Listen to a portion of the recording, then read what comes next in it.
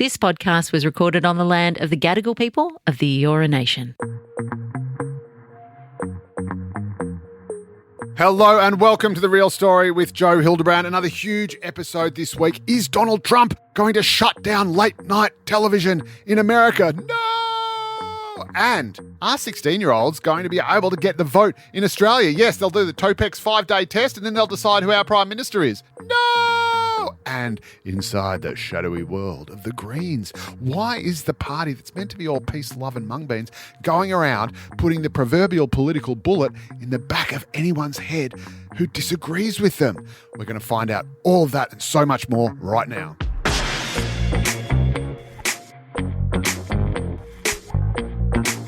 First up this week, the biggest news in the world. It's not World War III, which we do cover quite extensively on this podcast, or indeed any of the various regional conflicts that are about to explode into World War III. No, it is Stephen Colbert. Yes, the host of The Late Show on CBS has been shown the door by his media masters. And a lot of people are saying this is all because of Donald Trump. Because, of course, everything's because of Donald Trump. And in their defense, possibly is because of Donald Trump. So what is actually going on? Well, let's do a deep dive. So Stephen Colbert took over The Late Show from David Letterman, who had been doing it for 20 years, and he came over to CBS after he'd been shafted by NBC, who put Jay Leno in The Tonight Show when it should have been Dave Letterman. And Dave Letterman goes over to the CBS and has this fantastic show, does incredibly well. He's a legend of late night television. And then Dave Letterman calls time, and CBS was supposed to put in Craig Ferguson, who was Dave Letterman's kind of understudy. He was on the Late Show, and everyone thought that Craig Ferguson, who's an incredibly funny guy, just off the reservation and just really, really good and awesome and unreal, he should have got the spot. But again, they got it wrong. They gave it to Stephen Colbert instead. Stephen Colbert had made his reputation playing a different Stephen Colbert who was actually a parody of a right-wing shock jock. But the real Stephen Colbert was actually a progressive, liberal, coastal elite. And so a lot of people were quite surprised when he got the Late Show. Hey, why are you giving it to that right-wing guy? And then a lot of people were also surprised when they say, hang on a minute, this guy's not the Stephen Colbert who he was actually playing on his previous show. So interesting choice. Anyway, as soon as Stephen Colbert gets the gig, he basically starts going off against Trump, as all three of the main kind of network late show hosts tend to do. So you've got your Jimmy Fallons, you've got your Jimmy Kimmels, and you've got your Stephen Colberts, and they all just love, taking the piss out of Trump. And that's fine, that's great, that's free speech, that's late night comedy. Not quite as funny as it could be because Trump's already pretty funny. Trump is actually more entertaining than the people who are trying to score shots off him, but whatever, that's terrific. Free speech and all that. And then after 10 years of that happening, suddenly CBS decides, right, that's it. Not only are we going to get rid of Stephen Colbert, but we're going to get rid of the whole Late Show because we can't have the Late Show without Stephen Colbert, and we're getting rid of Stephen Colbert. If you can follow that logic, you're probably doing a bit better than me. And then they give him almost another year's notice. It's not till May next year that it actually goes. So they give him almost a year to publicly slag off the management and publicly slag off Trump and basically do whatever he wants. I mean, usually they just cut up your swipe card and march you out the door with a cardboard box. But no, CBS does things a little differently. And of course, I know this because CBS did the same thing to me. I'm Australia's Stephen Colbert. CBS, of course, the owner of Channel 10 here in Australia, and Studio 10, much like all the greats of Australian and international television. You've got The Tonight Show with Johnny Carson. You've got Studio 10 with Joe Hildebrand, much of a muchness. But it got too expensive. We had too many stars on the show and it needed to be streamlined. And that's totally fine. I understand that. And they wanted to do something different with me, and I decided just to go all together. And then the show sort of putted out to a finish not long after that. Obviously, nothing can survive too long without me, apart from all of my ex-girlfriends who seem to be living their best lives. And then, of course, same thing happens with the project. Great show hosted by my beloved friend Sarah Harris. Doing pretty well still, but they had to cut all their costs, and even after they'd done that, it was still too expensive, and it didn't. The numbers just didn't add up, so they get rid of it. So fine, I understand TV networks have to do that. That happens. But there's a lot of thought that there's a lot more going on with Stephen Colbert. And one of those things is that part of the reason, a small reason, that CBS is so strapped for cash is because they had to pay $16 million to Donald Trump, or to one of Donald Trump's charities or whatever, or his golf tournaments or something, in a settlement because Donald Trump sued CBS for a 60 Minutes program which was edited to make Kamala Harris sound better or sound more coherent than she actually was during the 2024 presidential election campaign. And by sounding more coherent, I mean just sounding remotely coherent because she makes no sense. And so they chopped up her word salad answers and made her sound a bit better. And Trump and his backers said, well, hang on a minute, that's electoral interference. You can't do that. So he launches a lawsuit against CBS for $10 billion. Billions? Because that's the sort of thing that Trump just does. It's like, oh, what are we going to do? We're going to, $10 billion, $10 billion. Get on it. So Rudy Giuliani or whoever it is that does his numbers now sues them for $10 billion. They settle for $16 million, which is, even as an art student, I know is not quite as much as $10 billion. So you'd think that's a pretty good deal for CBS. But Stephen Colbert says, no, how could you sell out to the evil Trump monster? You're cowards. You should have stood up to him. Blah, blah, blah. So a lot of people think, well, hang on, maybe they got rid of him because he was critical of the bosses for doing that deal. But it gets even better because the reason they did the deal, according to the theory, is because CBS is in such dire straits and struggling to compete against other big studios like your Warner Brothers and your Disneys that it wants to do an $8 billion merger, which ironically is actually $2 billion less than Trump was originally trying to sue them for. But still, it's a lot of money, with a big studio outfit called Skydance. And that has to be approved by the US Federal Communications Commission, the FCC. And of course, that is run by a Trump guy. That's run by a MAGA guy.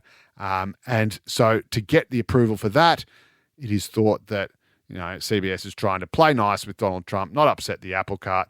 And so it gives $16 million to his favourite charity, with no admission of guilt or anything like that, by the way, but to make his lawsuit go away.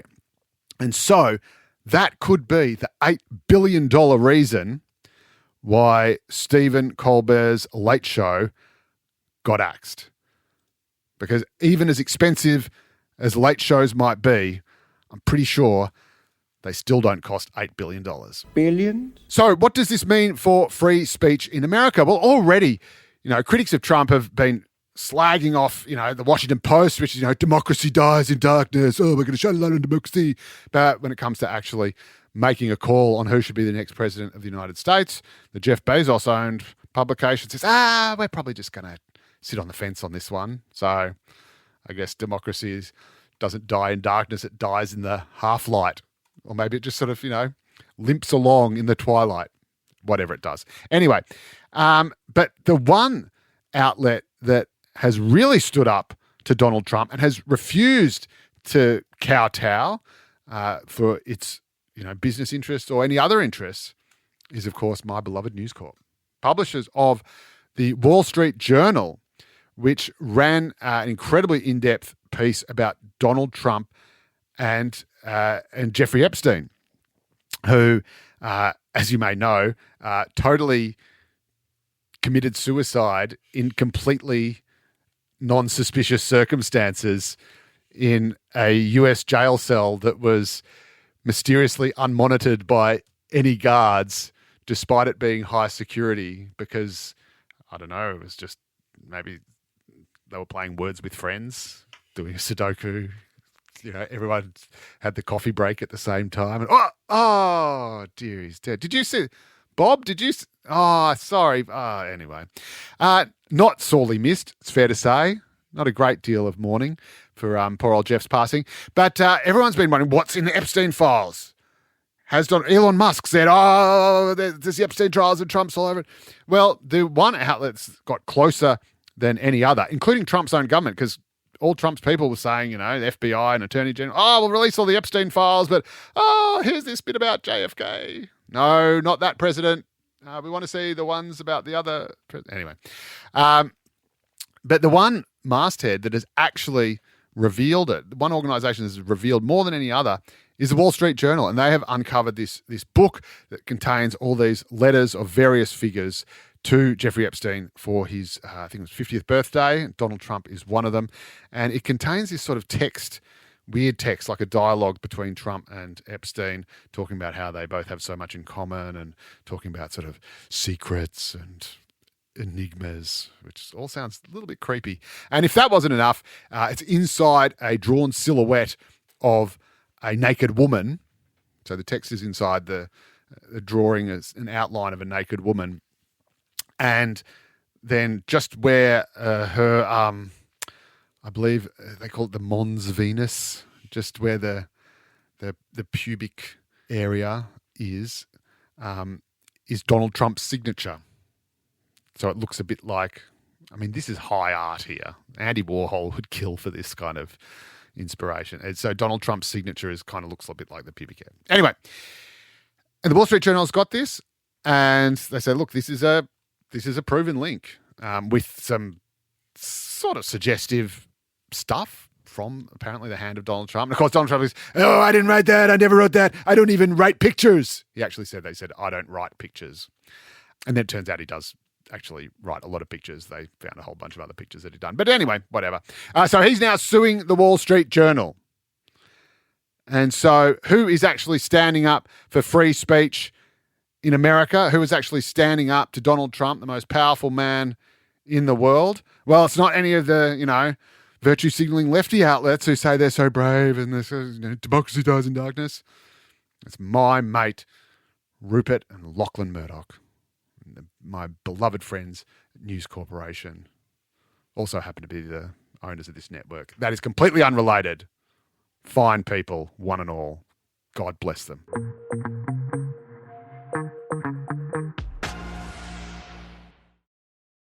The other big news of the week was the UK's move to lower the voting age to 16. My God, as if teenagers don't have enough. But yes, this was in the UK Labor government's election manifesto just before they got up in a landslide and then managed to strangely piss all that political capital away and are now really struggling. But anyway, they've said at the next UK general election that 16-year-olds and 17-year-olds will be able to vote. And this is a huge, huge development, obviously. It means I think about 3 million people in the UK could possibly be eligible if indeed they decide to come out and vote. Of course, it's a voluntary system there. And this has led to calls for the same thing to happen in Australia. The Teals have got up. Monique Ryan has said that she will move a motion in the Parliament for 16-year-olds to be given a vote in Australian elections, or the vote, 16 to 17-year-olds, which is obviously insane. And like all insane ideas, the Greens have been calling for it for years because, of course, they and the Teals know that the younger the voting demographic, the younger the voter is, the more likely they are going to vote for left-wing parties that offer really simplistic but very attractive solutions to young people's problems. And we'll be talking very quickly about the Greens and the inner goings on with our special guest this week. But this to me is a very, very, very big mistake. And the reason for this is that I am the smartest person I know. And even me, when I was 16, was really fucking stupid. I was as dumb as a box of hammers. And all 16-year-olds are. I'm sorry. Like your brain literally physically hasn't finished developing. It doesn't finish developing until you're way in your 20s. That's why young men do stupid stuff. And I guess young women do as well, mostly hanging out with young men. And I was a student socialist when I was 16. I was a student socialist when I was 18, 19, 20. And, I was one of these people that the Greens or UK Labor or whoever are trying to get. But I grew up and I realized that actually all these things that I wanted to do, like tear down the system, it's like I didn't really know what system, the capitalist system, I guess, whatever. bring on the revolution, hey, old people, give me all your money because I'm poor. It sounded like a good idea at the time. It really did. I loved it, And I was living my best life. I was on Oz study. I was even occasionally got laid. You wouldn't believe it. But again, that's what youth is for. It's for doing all that dumb stuff and fun stuff and believing in all those crazy ideas. And then you grow up and then you realize, actually, no. You put a few of these 16-year-olds in their first budget lockup, pretty sure they're going to have a slightly different comprehension of how, the system, be it democracy, government, capitalism, whatever you want to call it, actually works. And people say, oh, there's a barrier. They actually said in the UK, but there's barriers to 16-year-olds, entering the political system, entering into, political life. So, no, there's not.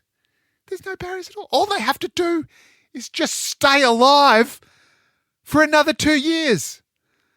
All they have to do is literally nothing. Just don't die. That's all you have to do. And you get all the enfranchisement you want.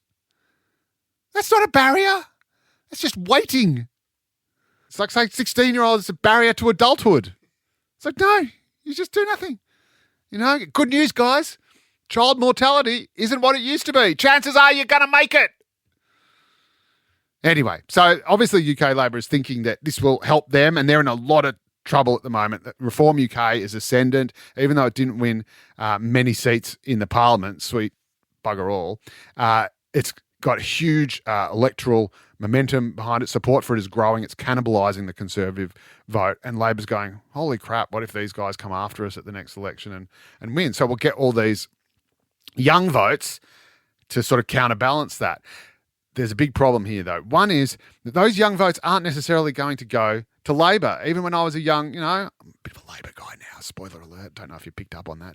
But, when I was young, I was like, oh, Labor, those dirty sellouts, they're not even revolutionaries. What would Labor know about anything?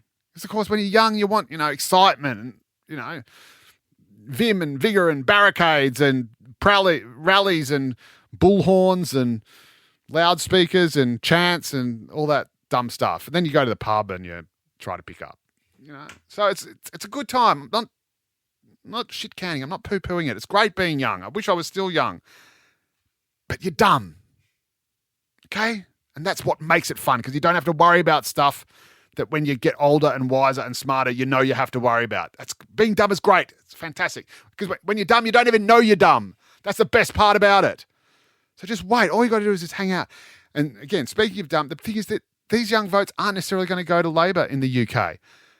They're going to go to, independent voters like or Greens voters. They don't have a big Greens presence in the UK, but, that could develop because of this, or this sort of new independent movement. It's a bit like the Muslim vote movement here by hard lefties like former Labor leader Jeremy Corbyn, who ratted on his own party, the party he once led, and ran against it as a socialist independent. You know who's going to get all those young votes? People like Jeremy Corbyn. And because the UK doesn't have a preferential voting system like we do, those votes will just stay there. They won't actually flow back to Labor. So in a way, and I'm not saying do this, whatever you do, Albo, don't do this. In a way, it would actually make more sense to bring in 16-year-old voting age to Australia, because even if they voted for the Greens and the Teals, which the Greens and the Teals know that they are very, very likely to do, there's been surveys showing that about 50% of 18 to 34-year-olds, so the ones that can vote already, actually think that socialism is a really good idea. And lots of polls showing that they think socialism's better than democracy. So just think about that.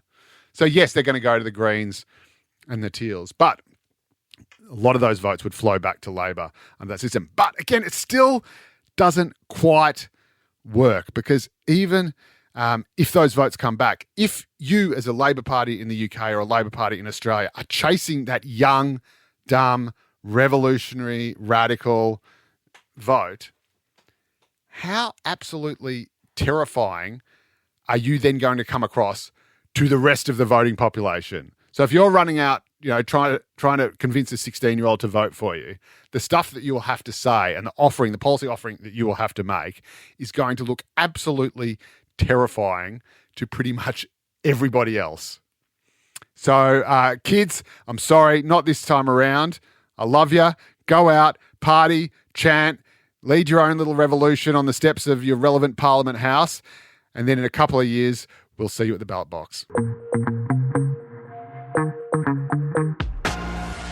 Well, as you might have noticed over the last week, the news has been dominated by headlines about the Greens eating themselves. Yes, the Greens are eating the Greens like an iceberg lettuce or a Waldorf salad. They have now expelled their own founder. The Greens voted to expel their co-founder, Drew Hutton, who formed the party way back in the 1980s with Bob Brown. And the reason they've expelled him is because he wasn't towing the party line, or he wasn't quite up to speed with their position on trans issues. He had the temerity to say, I really support trans rights, but I also support women's rights. And the Greens said, right, that's it. Trans rights are women's rights. You transphobic bastard. And they showed him the door. They took him out the back up to the top paddock, and they did what we do with all fallen comrades who don't get the latest memo as to where the party is at. So where is the party at? What is going on? How does this work? How are they allowed to do this? Well, to answer those questions and more, we have our resident Greens whisperer, our insider into the party. He's managed to emerge from it unscathed to found the legalised cannabis party, but he was a Greens MP for many, many years in the New South Wales Parliament, and he knows how this very, very secretive, almost cult-like party works. And he joins us right here. Jeremy Buckingham, how are you, mate? Welcome to the show. Thanks for the intro. Great to be with you, the real deal on the real story, Joe. Fantastic. Oh, I love it. We should put that in the promo. That's fantastic. Jez, you obviously were a Greens MP, Upper House MP in the New South Wales Parliament for many, many years. How does the party kind of police or decide what members can or cannot say? And how are there these kind of political life or death consequences for what they do and don't say? How's this formulated first, and then how is it policed? Well, I emerged from the Greens relatively unscathed. I've been deprogrammed from the cult, and I'm feeling a lot better for it. It's changed over time. It's evolved. Yep. The Greens started off as a kumbaya hippie gathering, getting in town halls, sitting in a as founded by Bob Brown, Drew Hutton, and it was some sort of it was eco-feminist hippies. Some people from the Communist Party, managed to inject themselves in there. That's where it all sort of started to go wrong. That's sort of where it's entryism way back in the day, because the wall was falling, socialism was collapsing. So they emerged there. But back in the day, they were all about consensus decision-making, not having votes. We all agree on everything, otherwise we don't do anything at all. And it was all about avoiding conflict, peace, and not having votes. But now the communists, the socialists, they've taken over, the totalitarians, and unless you agree with the party line, which is decided at secret conferences in town halls that no one knows about, then you're out. And you can't even say anything if you're a member of the Greens in your personal capacity. So Drew Hutton's been expelled, and a remarkable circumstance, been expelled from the party. He's devoted his life to it. He's had considered positions on thousands of things.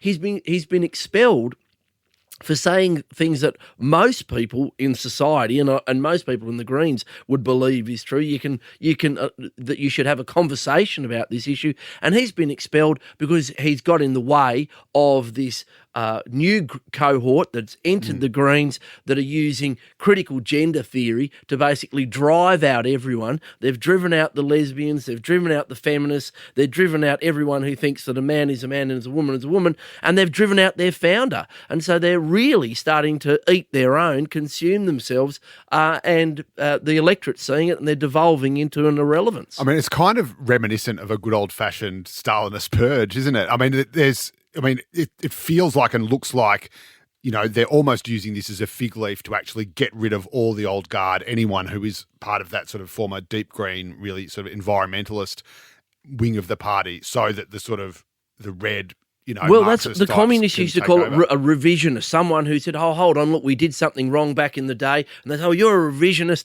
and they would literally have a star chamber, a kangaroo court, find you guilty of incorrect thinking, and take you out the back in the courtyard and put a bullet in your head. That's right. And that's what the Greens are doing politically to their own, which I think should alarm people in Australia that these people would do that to themselves. What would they ever do if they ever got into government? God forbid. So they are very hardline, very aggressive. And that's one of the key things about the Greens, which they really have changed from. They used to be a party of consensus and peace and kumbaya and, 12-string guitars and a spliff. right, yeah. But now they're about votes, doing the numbers, committees that refer matters to other subcommittees that make a decision. It's written into the bylaws. And if you've said X, Y, Z and it's against the bylaws, then you're out, expelled, and your family and your dog and anyone that's ever talked to you. And this is the extraordinary thing. So let's just drill down into what is actually going on here. Firstly,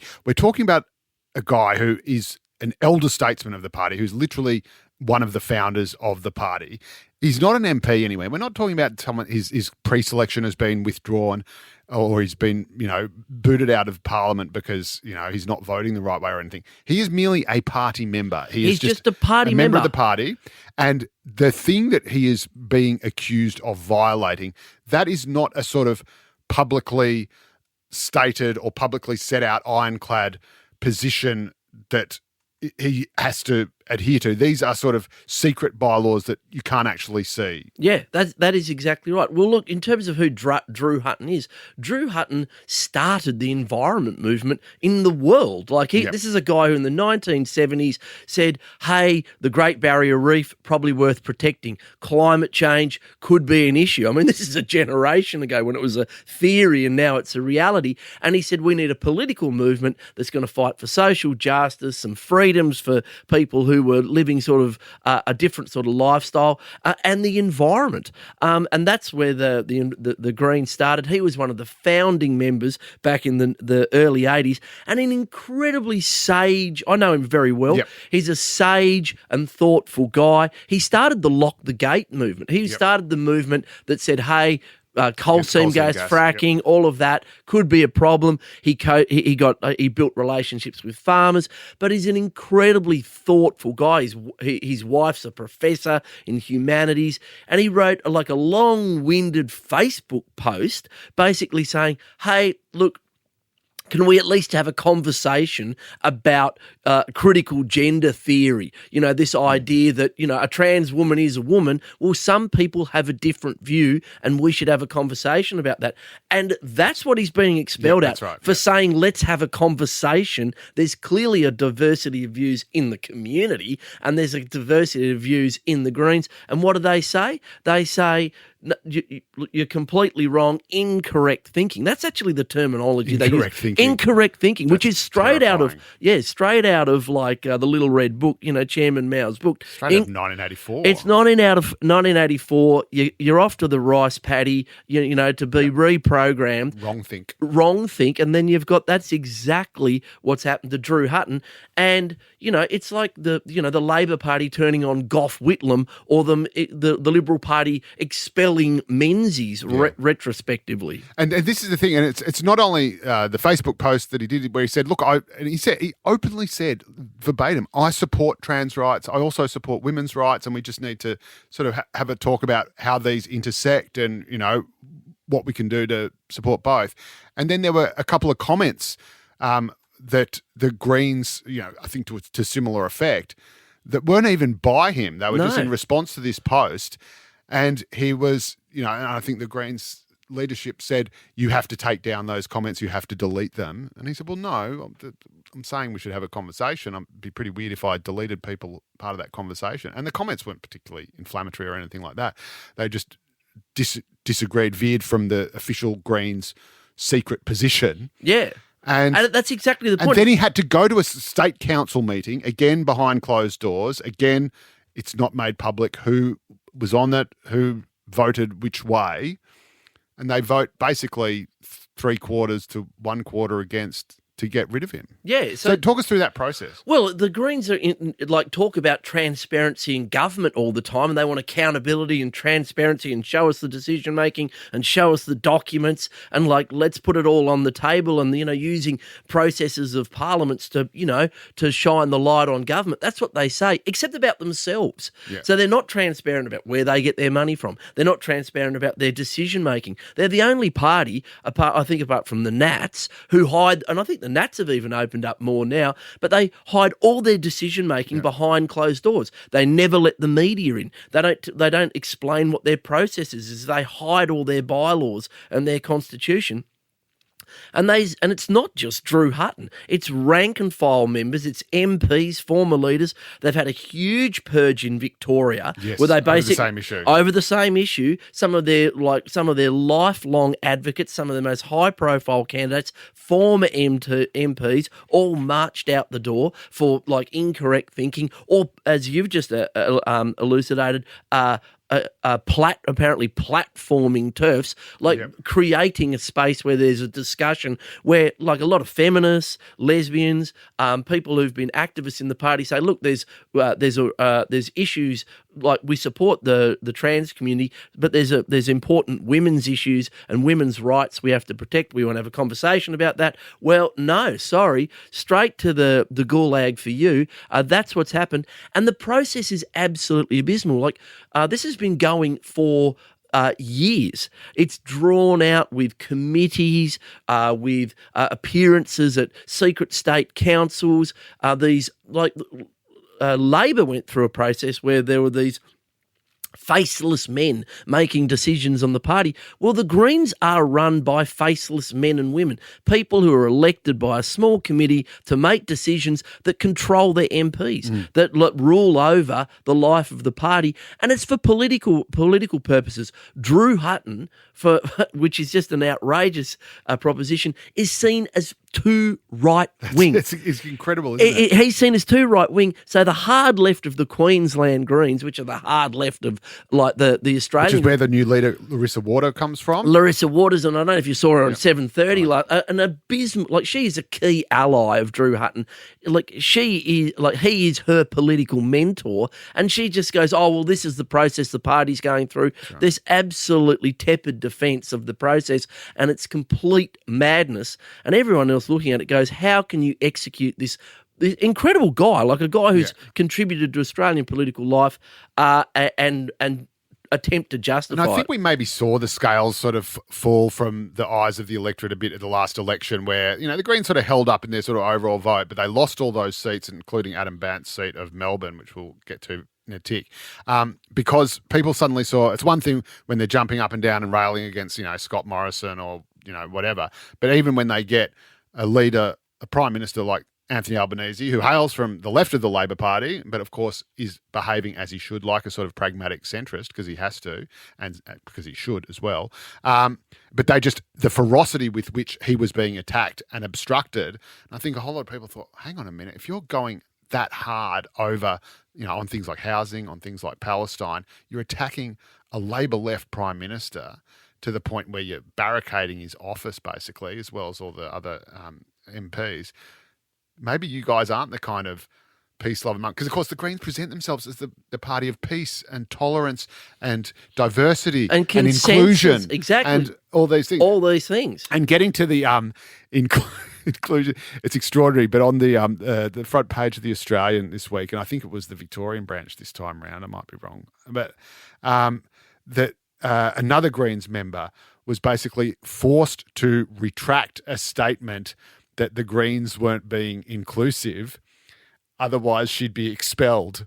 Yeah, that is... You cannot make that up. You cannot make that up. You have to say that we are inclusive. If you don't say we're inclusive, we're going to exclude you. Yeah, we're not tolerating you saying we're intolerant. That's so it's over the same issue. It is over the same issue, and it's a real issue. The Greens are losing their base because young people might vote for the Greens for 1 or 2 elections. Then they realise, actually, who's going to do a good job of running health and education and transport and a lot of the services that I need.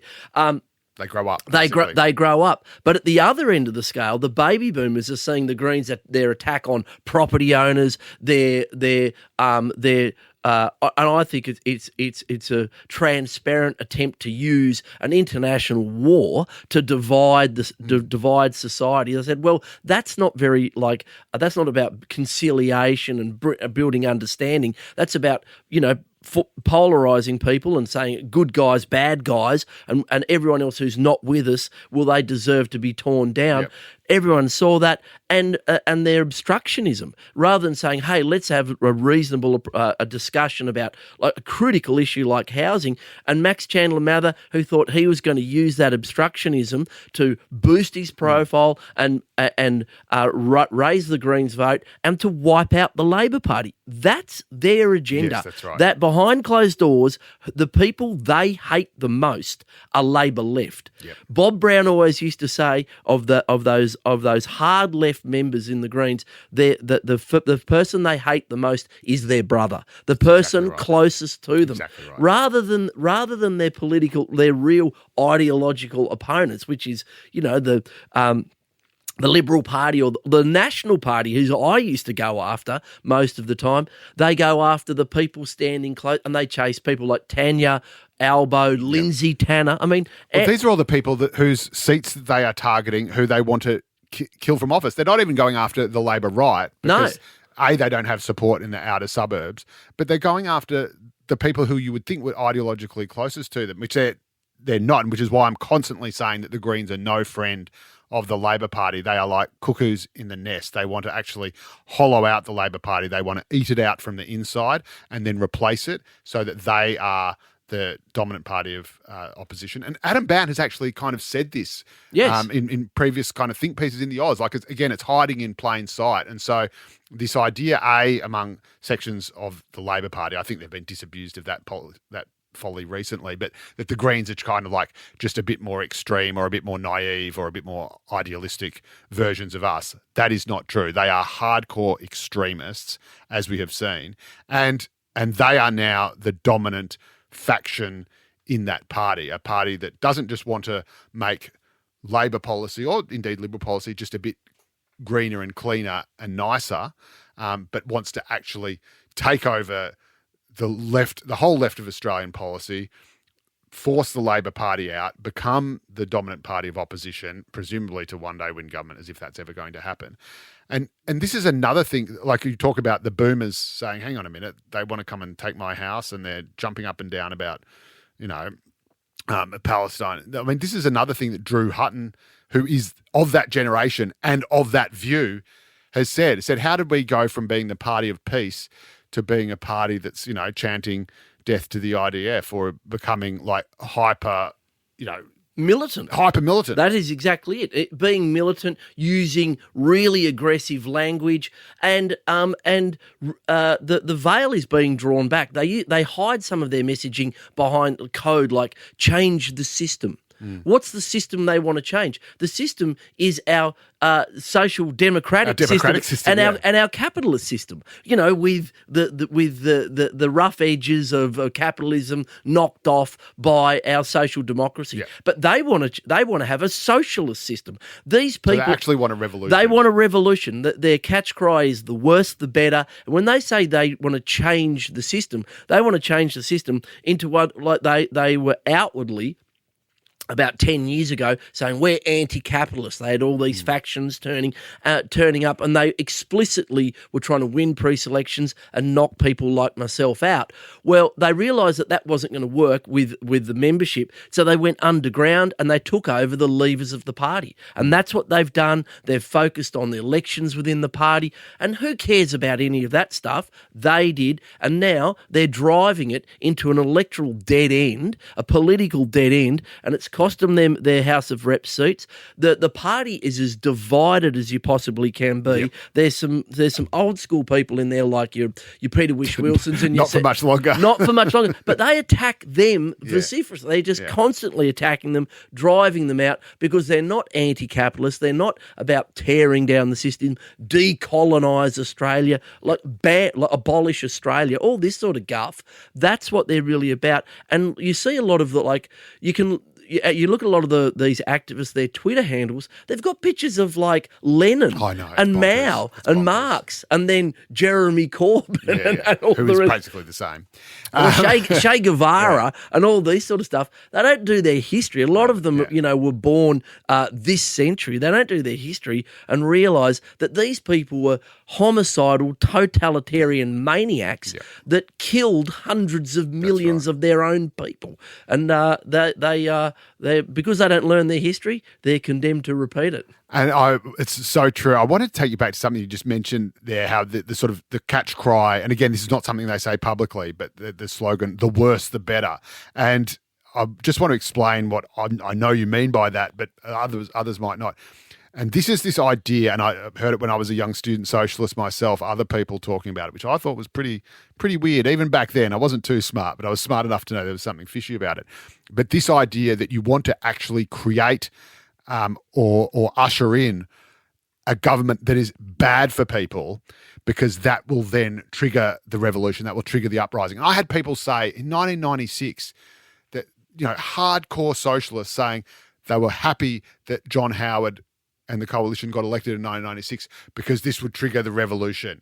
And look, spoiler alert, that did not happen. No. But for plenty of people, and certainly plenty on the left, but for plenty of poor people, their lives got Worse. much, much worse under that government. But the Greens actually celebrated that. They wanted that because from that suffering would be the phoenix of the overthrow of capitalism and the democratic government by this glorious socialist revolution. And of course, it never happened. All that happened was the bad stuff.